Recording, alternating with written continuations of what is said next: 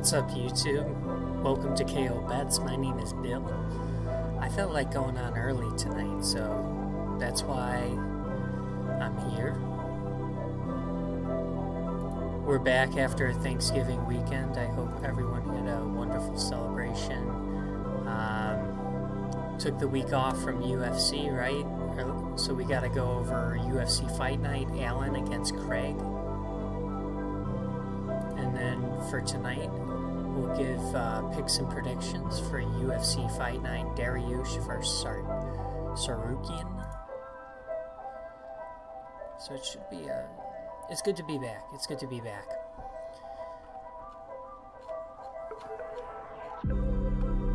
Here, I'm gonna cut off this background music. I always think it's cool to like talk over it, but it kind of makes me stutter. Alright, UFC Fight Night, Allen versus Craig. We'll start with the first fight of the night. We took Estevam, but this was a no bet out of me. It was just, like, I can't trust Charles Johnson. I can't trust him. No contest. What happened in this one? Mata versus Ogden. I can't remember.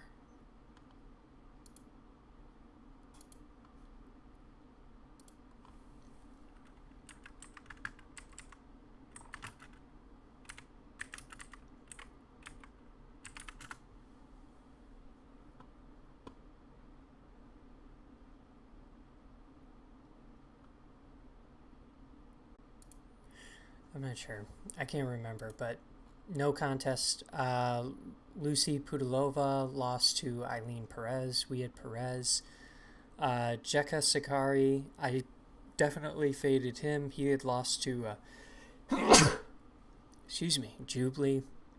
Yeah, and I just was a fan of Lucas Alexander. I thought he was going to put on a good performance. It was a first round knockout.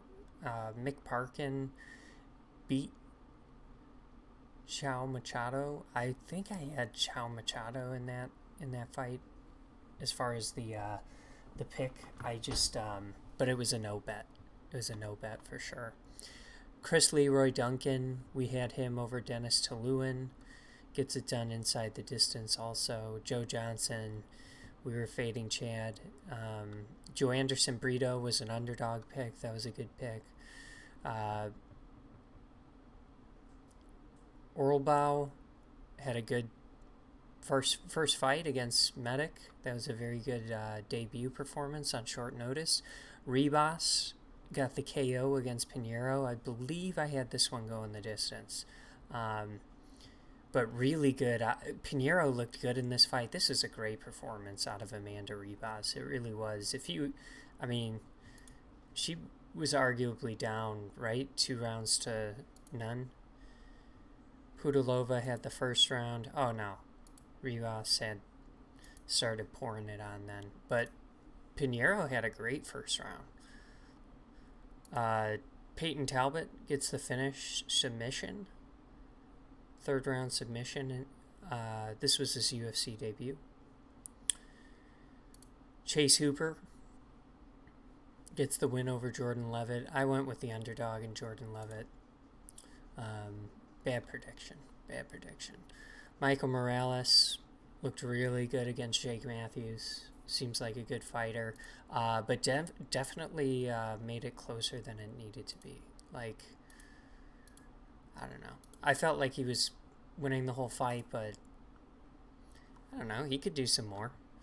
And then Brandon Allen with the round 3 submission of Paul Craig, which I thought he was going to get the knockout, but it was for sure going to be inside the distance with Brandon Allen and Paul Craig. That was a guarantee.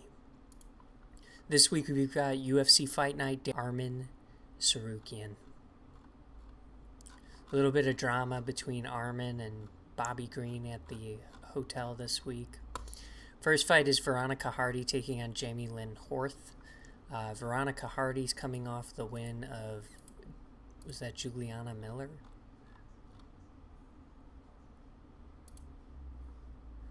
Yeah. Looked good in that fight. Hasn't really looked good in any other UFC fights. Jamie Lynn Horth is coming into this 6-0. Yeah, I'm surprised the line's not more in favor of Jamie Lynn Horth in this fight. I don't think Juliana Miller's that, like, could she be an MMA fighter? Yes. She's very tough, but, I feel like if she doesn't have a physical advantage over her opponent, she's just gonna lose. She's not good enough. Just Veronica Hardy looked amazing against Juliana Miller. I don't, and she was a big underdog too. I'm just not buying it. I think this fight's gonna play out, I think, primarily on the feet. I think Jamie Lynn Horth is the bigger fighter in this case. I don't think Veronica Hardy's boxing is going to look as nearly as good as it did versus Juliana Miller. I think Jamie Lynn Horth is going to win this fight. So I'm going to roll with Jamie Lynn Horth, minus 192. Odds makers like this to go the distance. I mean, we've seen Veronica Hardy get finished, right, in the UFC before. Submission loss to Polyana Viana. Oh, no, she had a win. Submission win versus Polyana. I'll agree. I'll go, it's a decision for Jamie Lynn Horth. Wellington Thurman taking on Jared Gooden. Wellington Thurman is coming into this fight, and I think he's the more well-rounded of the two fighters. But Jared Gordon's got some serious power, and that's the difference maker for Jared Gordon. I think Wellington Thurman can probably outstrike him, like from an output and point perspective, but I think the way to go in this fight is probably to get this to the mat at some point if you're Wellington Thurman, to negate that power of Gooden, especially early. It's an interesting fight. I think Thurman, I just trust to be the minute winner, but Jared Gooden's definitely live for the knockout finish, but I would say Wellington Thurman is going to be my pick at minus 192 as well. And then not sleeping on, I mean, the Jared Gordon KO's plus 400. I think if you like Jared Gordon, that's not a bad pick to make. Odds makers like this to go the distance.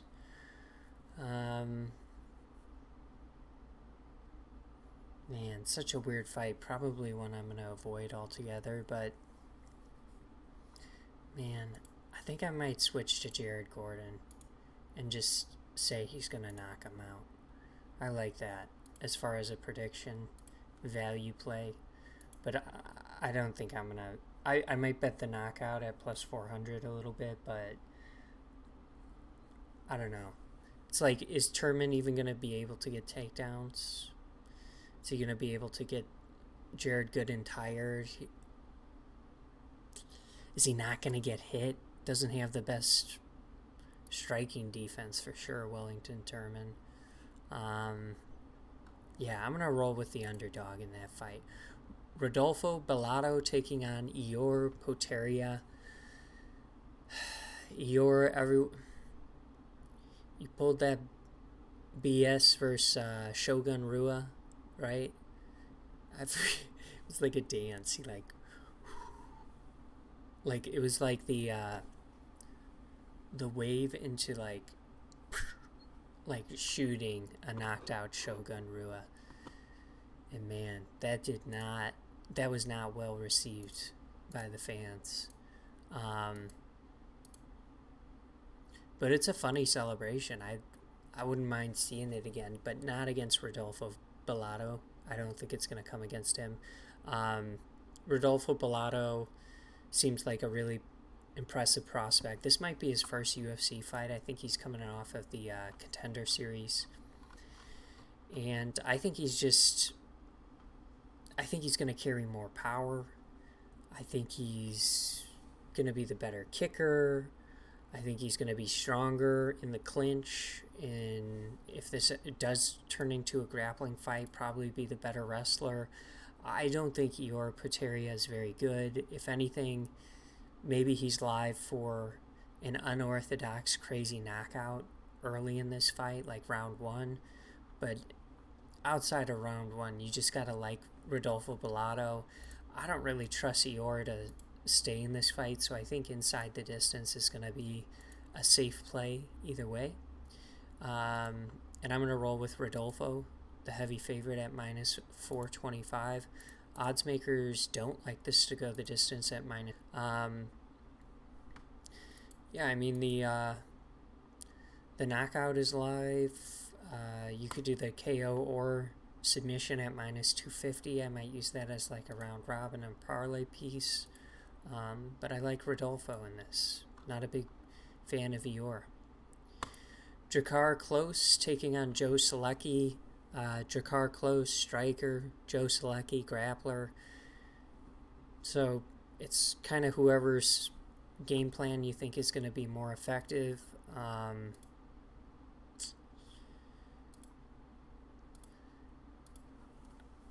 I kind of like Jakar Close a lot in this fight. I think he's coming off a little bit of a layoff for surgery. Let's see, last fight was July 30th, 2022. I think I went to Shakespeare in the Park that night, because I kind of vividly remember live streaming the fights on my phone and placing bets, and that was one of them against Garcia.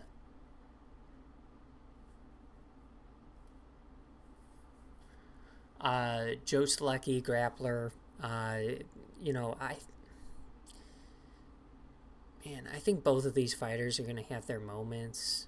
I guess I'm feeling a little bit better about Jakar Close in this fight, just because he's going to be the better striker. The only variable he's got to stop is the takedowns. If he can stop the takedowns, fantastic. I think Joe Selecki's going to be persistent with those and give a lot of level change looks, but I think Jakar Close can stop a few takedowns, take a couple rounds, maybe even hurt Joe Selecki in this fight. So I'm going to roll with the slight favorite in Jakar Close. Odds makers like this to go the distance. I kind of agree. Not opposed to sprinkling Jakar Close via KO. I think if you like Selecki, I don't think he gets a submission win against Jakar Close. So I like the decision better on that side. But I'm rolling with Jakar Close here. The next fight is Zachary Reese taking on Cody Brundage. Zachary Reese making his debut, 6-0 professionally, 6 first-round finishes. The dude's a giant. He's taking on Cody Brundage, who's just been crazy underwhelming lately. He gets the DQ win versus Malkoon. Can't stop shooting, going for guillotines against Dumas. I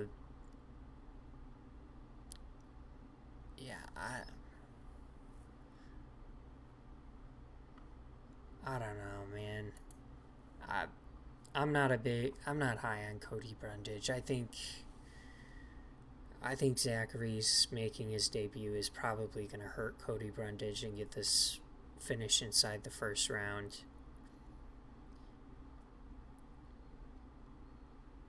Man, I just don't really... Brundage has power. He can grapple for sure. But then Zach Reese has a much bigger frame, is way better at striking, probably more dangerous power. And then he's a really good grappler, always going for submissions. Man, it just seems like Zach Reese, it's set up for him to have a spectacular finish. So I'm going to roll with Zach Reese in this fight. Probably irrationally confident in this decision, but fight to go the distance, no. Yeah, I think I'm going to just do like Zach Reese and under. Zach Reese in rounds 1 and 2, minus 165.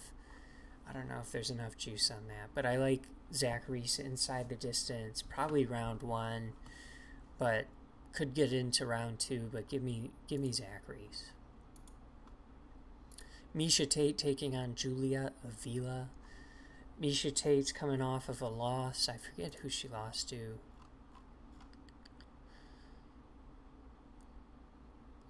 She's coming off of 2 losses. So she came back.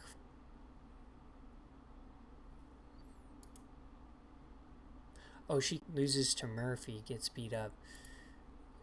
Man, I don't know. I think if Miesha Tate can't grapple, like, her stand-up is atrocious. So is she going to be able to get takedowns in this fight is the question. Maybe. I don't know. This is one of those fights I probably just watch and cheer for something crazy to happen, you know? But I'm going to roll with Julia Avila to get this done. She's the better striker. I think she keeps it striking. I think she stays off of the fence. I don't think she gets taken down. And I think she just dishes out an ass whooping. So I'm gonna roll with Julia Avila, minus 142. I think it does go the distance. Miesha's very, very tough. I like the decision a lot. Man, this just feels like one I should avoid altogether. Because I'm seeing like Miesha Tate submission plus 900, Julia Avila KO plus 450. Like, just something to avoid altogether. But I'll roll with Julia Avila decision. Soriano's coming off of, is it back-to-back losses? No, just one loss to Kopylov. Just went up against just a more technical striker in that fight for sure. Dustin Stolfus does not carry that type of striking ability. So I'm going to give the stand-up advantage to Soriano. I'll give the grappling advantage to Stoltzfus. I think if Stoltzfus isn't getting takedowns in this fight, he's gonna get knocked out. And so I'm gonna roll Punahele Soriano. I think he's able to keep it standing, avoid getting taken down repeatedly.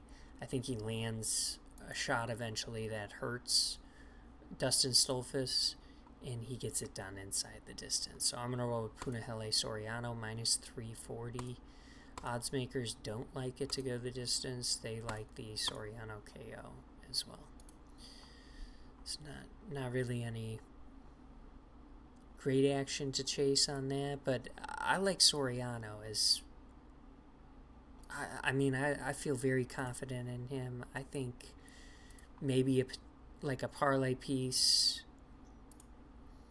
Maybe we do something like Zach Reese, Soriano. That gets us to minus 116.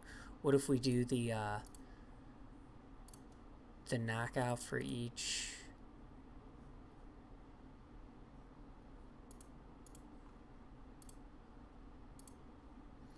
It's plus 405. I don't know. But I like Soriano in this matchup a lot. I think this is a very winnable matchup for Soriano.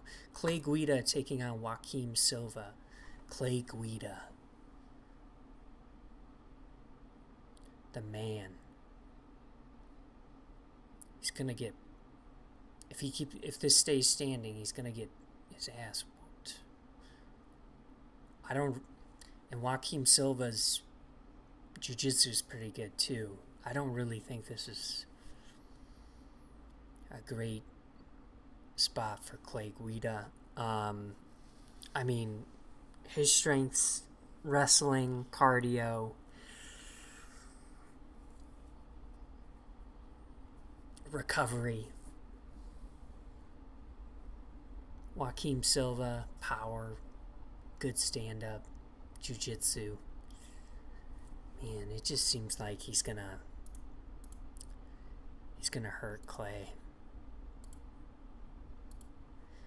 I'm gonna roll with Joaquim to get it done inside the distance. I don't hate people chasing the Clay Guida, line, decision, whatever it is, but I don't think it's happening this time, guys. I know Clay wants to fight at UFC 300. I think he fought at 100, 200, wants to fight at 300. He's 41. I don't think this goes the distance. I think Silva gets it done, inside the distance. It probably would do the KO or submission just to protect myself. But, yeah, I like Silva a lot in this fight. Again, another parlay piece. But, yeah, I just don't think this is the fight that Clay Guida punks the up-and-comer. Sean Brady taking on Kelvin Gastelum. Been kind of back and forth on this one. We haven't really seen Calvin fight anyone like Sean recently. Chris Curtis striker, Cannonier striker, Whitaker striker.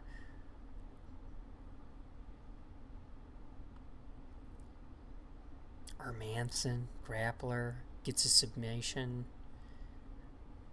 You know what I mean?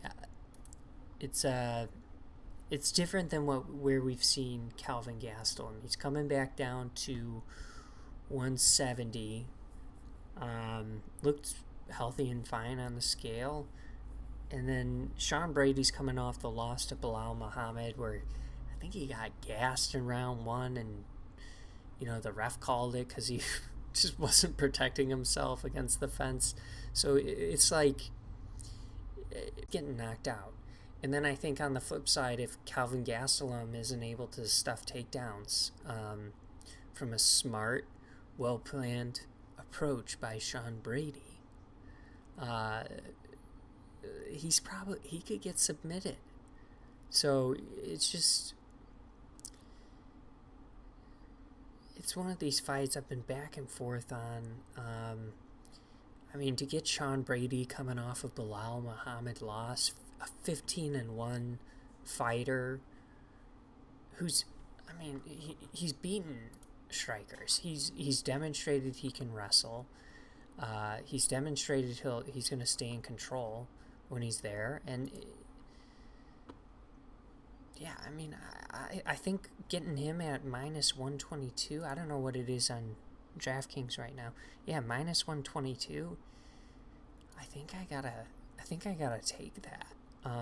If Gastelum was plus 250, plus 300, something crazy, maybe I'd be rolling that way. But I think the smart and winning ticket is going to be Sean Brady in this fight. So give me Sean Brady. As far as inside the distance or whatever,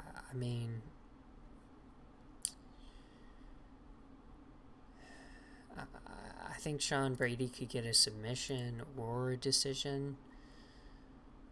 That's only at minus 105. I don't think I'm going to be chasing any props in that, but I'm probably going to bet on Sean Brady minus 122. Maybe hedge with the Gastelum knockout or something, right?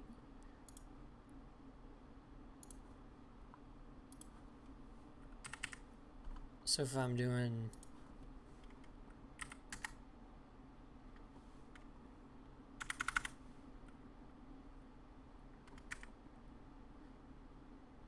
So if I'm doing 25, I do like 750 on this, or 7 on this. 675. Holy shit. 650. 675 to split my bet. Just to cover it.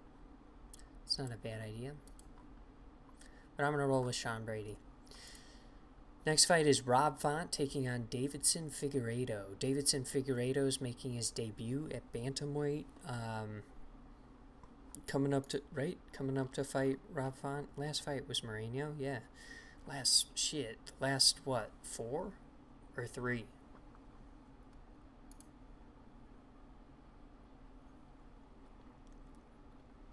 I'm sorry, but UFC, this is fucked up.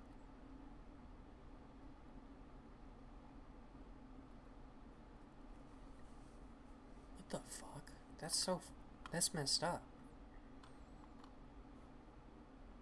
I don't even know what to think about Deiveson Figueiredo anymore. Besides, like, just after seeing him the last 3 years only fight Brandon Moreno. Like, geez, the dude's got bad cardio. It's like, who's fighting Brandon Moreno? You know?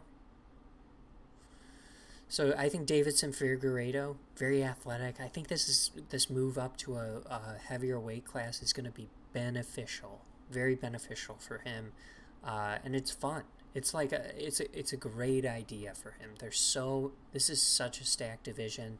Win, lose, draw. You got top 10, top 25 level fighters in this division.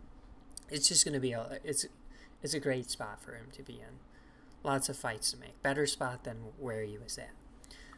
Taking on Rob Font, who's obviously a tremendous boxer. So Figueiredo's super athletic. I think his biggest flaw is just like he can show good cardio, like 15-minute good cardio if he's smart, but we don't see him. I mean, at least against Moreno, we just see him gas out, like go for the finish, which is obviously something you love to see. You want to see fighters trying to go out there and get an exciting result, put a stamp on a fight, but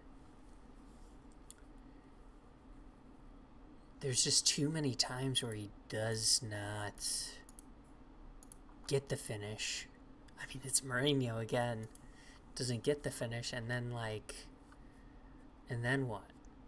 I don't think he's going to wrestle Rob Font like Sandhagen did.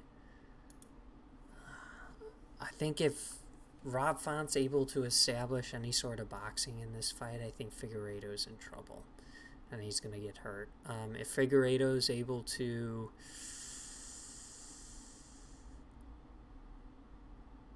win, I think he's going to have to wrestle. I think he's going to have to use a lot of leg kicks. You got a boxer against you. Use a lot of leg kicks, body kicks. That's how I think you got to beat him. I'm going to roll with Rob Font to get it done, to establish the jab. Probably eventually hurt Deiveson Figueiredo in this fight.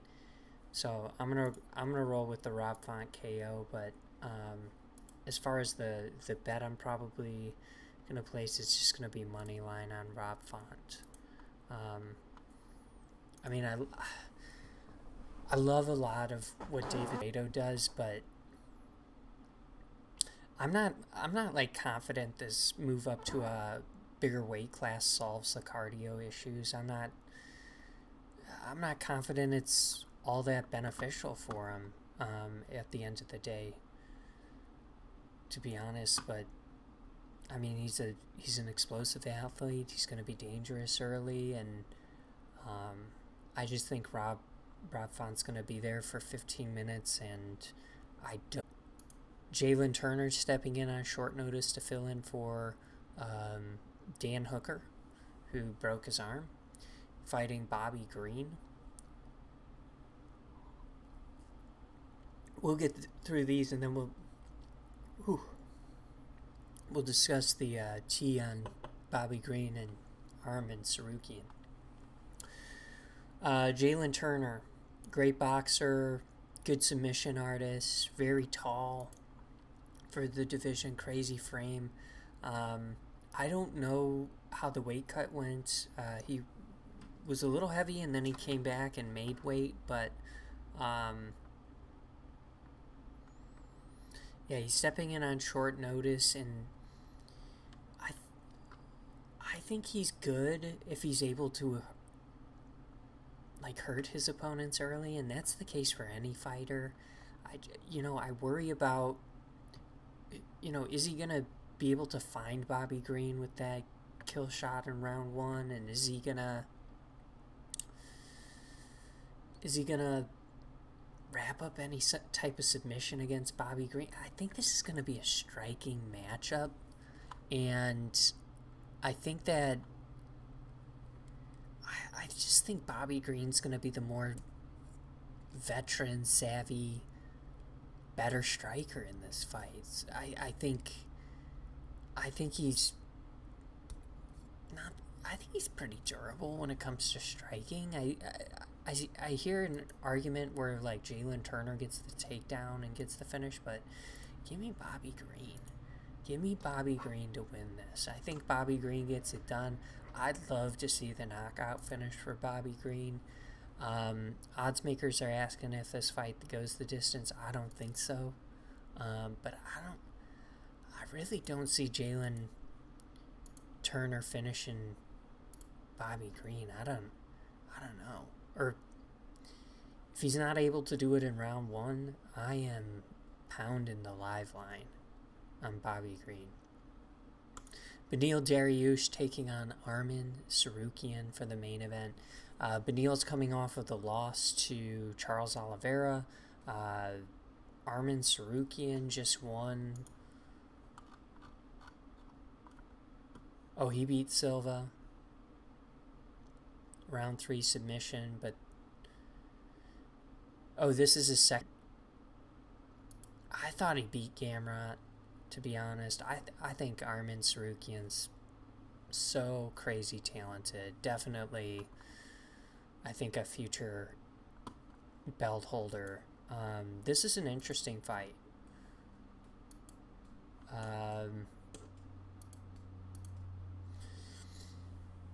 I'm not gonna just like write off Beneil's performance against Charles's nothing, like a big nothing burger, but Charles has made some incredible fighters look bad and just teed off and knocked them out in there. I really like Beneil against fighters who can grapple. He fucking destroyed Gamrot. He destroyed Ferguson. I mean, those were really the biggest test for him, but like he's a really good fighter, and I'm not gonna fault him for losing to Charles Oliveira. I think the line's crazy. If this is what it is live, Beneil plus 235, Armin minus 290. I think the line's kind of crazy. I think Armin wins this fight, like 6-7 times out of 10. But I'm not like... I don't know. I'm curious.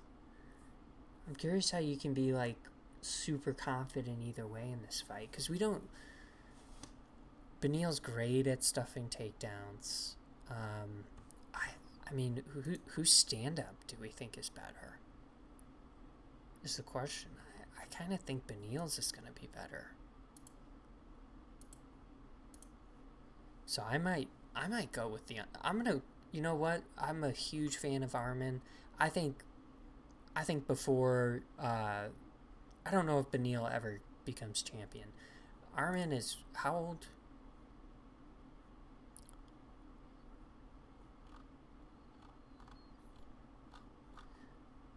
We'll figure it out later. I think he can be UFC champion, but I think this is just a hiccup on that journey, just like Gamrot was. I think this could be a really, really close competitive bout, and I think it could also. I don't really see this scenario where we see Beneil Dariush look how he did versus Charles. I don't really see that happening. So I'm gonna roll with the dog pick and Beneil.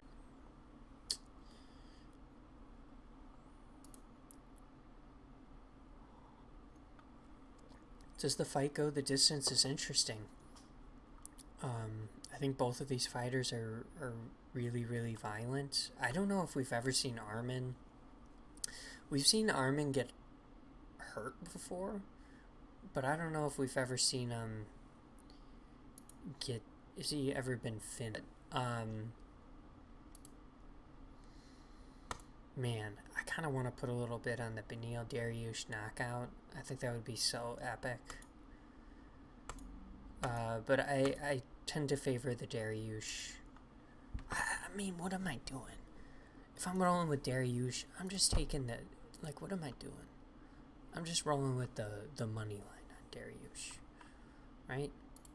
That's what I'm doing. Let's see what's going on Twitter. Oh, there's all these companies pulling their ads from Twitter. I mean, like, that's why Walmart's trending. They're pulling their ads. Apple announced it. It's like a lot of companies, and I think we should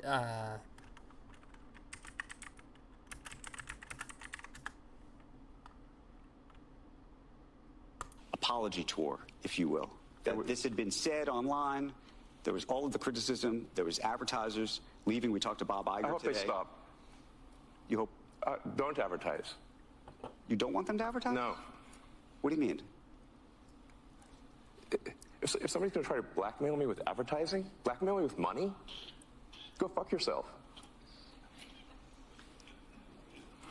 But go fuck yourself. Is that clear? I hope it is. Hey, Bob, if you're in the audience. Bob Iger. Well, let me ask you then. That's how I feel. Don't advertise. How do you think then about... I love that. But, there's people that aren't advertising on here. Fetterman's trending. What was he wearing? A hat with a propeller on it?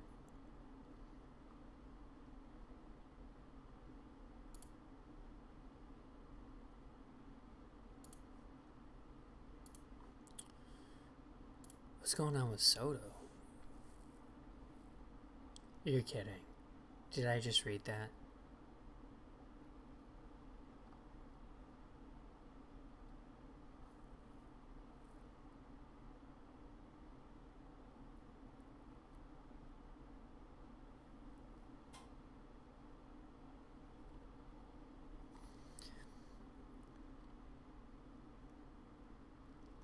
Man, Juan Soto is such a good hitter. Ooh. Yeah, that's... Man, he's such a good hitter. He would be really useful in the lineup before Aaron Judge. I mean, because he's an on-base machine. He's an on-base machine. Same with, I also saw it in there Toronto before Vlad Jr. Like, he is an on-base machine. We'll see.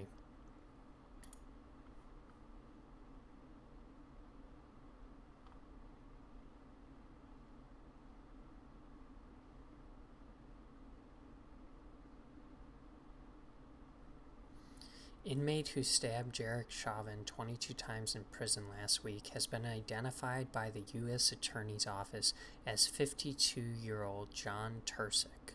Oddly enough, Tursick is a former FBI informant.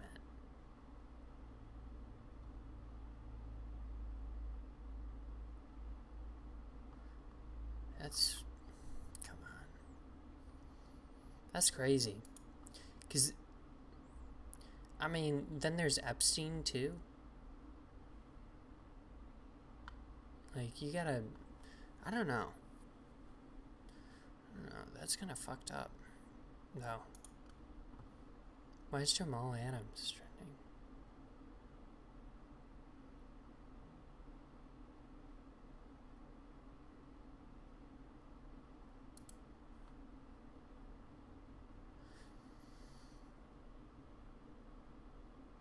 Five Guys, okay.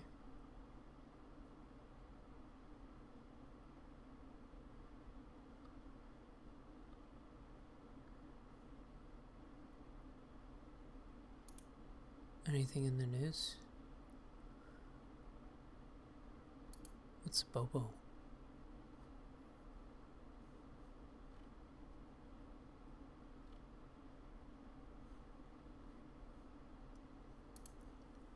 I don't know.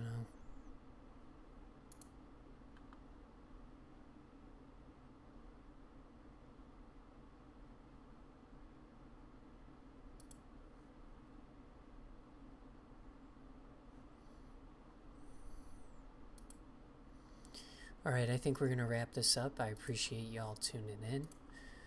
Again, my name is Bill. I'm the host of KO Bets. This is what you just watched. Please like the stream, subscribe to the channel. Have a wonderful weekend, and I will see you, I think, next Friday, right? Yeah, have a good night.